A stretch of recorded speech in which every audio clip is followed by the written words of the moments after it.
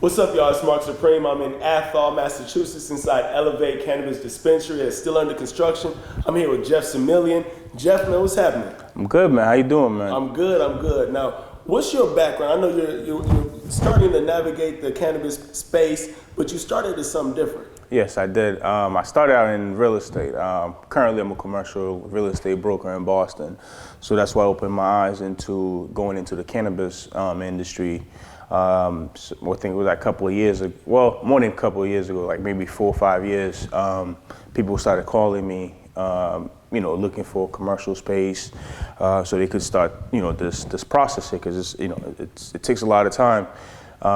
So that's basically started getting my mind, to wonder like, oh, what's going on with this industry here? So it's getting legal, so on and so forth. So it wasn't until I want to say maybe end of 2017 that I really started, to do my homework, started reading, getting some information. I was like, oh shoot, so this is something I could get myself involved in, and why not? So that's pretty much how I basically started, getting myself into this. So you currently have spaces that you've sold for grow ops or for dispensaries? I've done a couple of transactions with some for a couple of growth facilities and also retail stores that I've helped leased out, and I also got something for myself as well. So you're already in the cannabis space in the real estate? Somewhat, yeah, somewhat. I mean, if you're gonna be a real estate broker, a real estate agent, you definitely should be involved in owning and acquiring real estate. So yeah, definitely. So now it's starting to take shape as far as cannabis dispensary ownership in the Boston area. Where are you at right now in the process? I'm just going through that process right now. Hoping I could get my host agreement sometime next week or next month or so, whenever What's it is. the host agreement for people that don't know? So the host agreement is basically when you have the opportunity to go in front of a community and pitch your idea and why they should allow you, or they should, let you open up your dispensary in the community. So that's basically what it is the way that it's set up, the state grants you the license, but the city has to approve and say, hey, we know this guy, he could come in this community and make money and also, elevate and help the community as well, yeah. Is there a piece of passion that ties into you wanting to be in the cannabis industry, being a minority, being somebody that is young and just want to do something different, and especially in the city of Boston? Yeah, absolutely. There was an article that I got published a couple of years ago, saying black people's net worth is about $8, compared to our opposite counterpart, which was at like 255,000 or something like that. Hold on. Yeah. So what happened? So the Boston Globe published a story about black wealth. It legit was $8. I don't remember exactly what the counterpart was. It was like somewhere in the thousands, like at least 200,000. But for black people in Boston was $8. So that was like the national headline. Everybody was seeing it. You know what I mean? So that to me really opened my eyes, and it was just like, damn, I come from immigrant parents, and I come from all these kids that I know that I went to middle school with, high school with, played semi-pro football within my community. When I looked at it, I'm like, damn, we all in that. I don't care who you are, what you drive, what your parents drive, or whatever it is. At the end of the day, we all contribute to that. You know what I mean? So, that crab in the barrel mentality is like, we all in here. So it doesn't matter, you trying to get out or what you got or whatever it is. That's for all black people. So when I saw that, it was just like, okay, what can you do to change or help, your community, your life, your families, my legacy, so on and so forth. So when I saw that basically, like I said, it was around those same, around that time, like I said, maybe 2016, 2017, when that article got published, and it was just like, well, cannabis is predicted to be a billion-dollar industry. How could I get into that and get a piece of the pie and help my family out, help the next generation, so on and so forth. So that's what opened it up.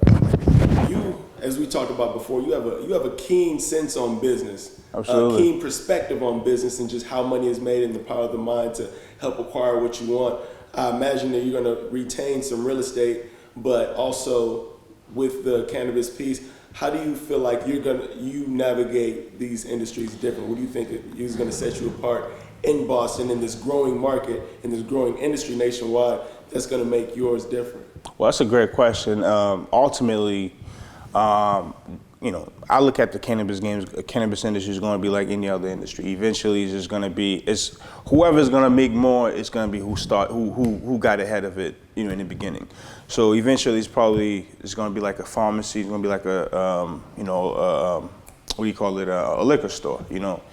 Somebody's going to have one, and you could make a living out of it. But to be the pioneer, you have to get in right now. So one of the things that for me, I like real estate is my passion. You know what I mean?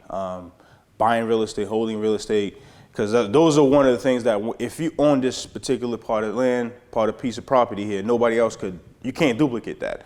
You could just go right across the street and duplicate my, liquor store, a cannabis store, but you can't duplicate land. You know what I mean? So my goal ultimately is to say, okay, I can make money from real estate, invest, buy properties, whether it's Detroit, Florida, Georgia, wherever it is, that I could go there, acquire real estate, build apartments, build commercial real estate, and help my community, help my people as far as having housing, as far as having commercial buildings where they could operate their business, because those are the things that's affecting us, you know what I mean?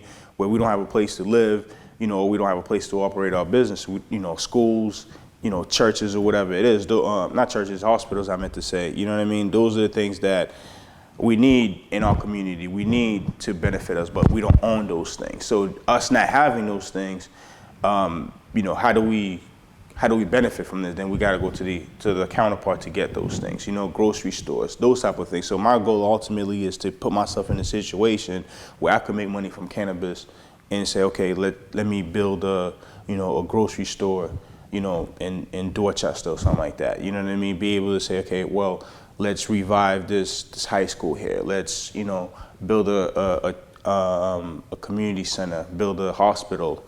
You know what I mean? Those type of things that I could use cannabis, because it's a $1 billion industry. I could use those things and be able to create, create those type of things, because at the end of the day, that's how you leave a legacy. You leave a legacy. You died twice. You died with a moment that you actually died, and then they have your funeral, then they bury you down 6 feet down. Then you then you die the last time people remember you.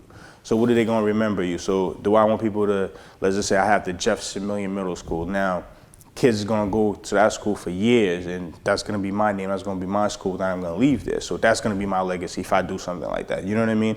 Or if I leave the Similien grocery stores, you know what I mean? So things like that, you know what I mean? If I could get to the point where, when I get to the point where that's what I want to create, to leave a legacy, to, make a difference, and, leave generation wealth. So how can people get a hold of you? Facebook, Instagram, emails, anyway, all platforms. I'm around. I'm available. Website, Boston Trust. What's your handle? Jeff_6M. Boston Trust Commercial. Jeff Similien @gmail.com.